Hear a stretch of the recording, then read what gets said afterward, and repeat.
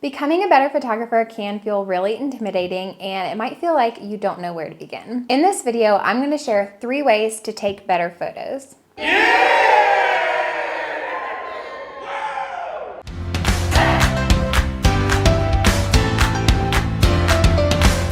Hi friends, I'm Caitlin Workman, and I'm here to empower you and encourage you on your photography journey.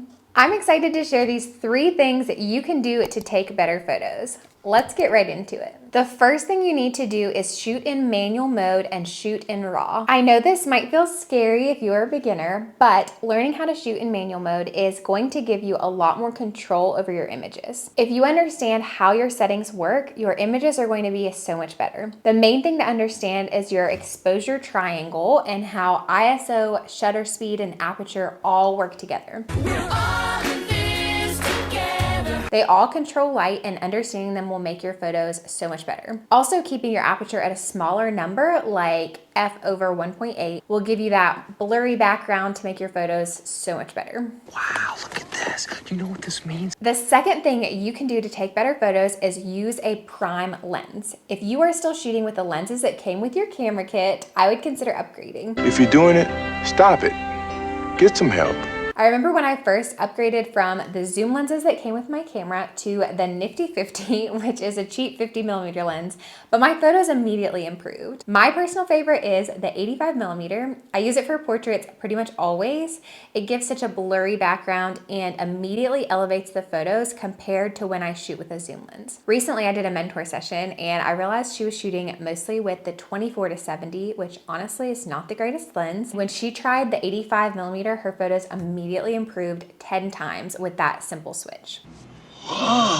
Before we get into the third thing you can do to improve your photos, I want to share my free couples posing with confidence guide, because you do need to be able to pose your couples with confidence in order to give them a great experience, and this will help make that possible. Check out that link below. The third thing you can do to improve your photos is find good light. I have a lot of photographers who come to me and say, we're struggling with editing, and the truth is they are struggling with lighting. If you can find good lighting and you're shooting in manual mode, it is so much easier to edit because there aren't a lot of issues to fix.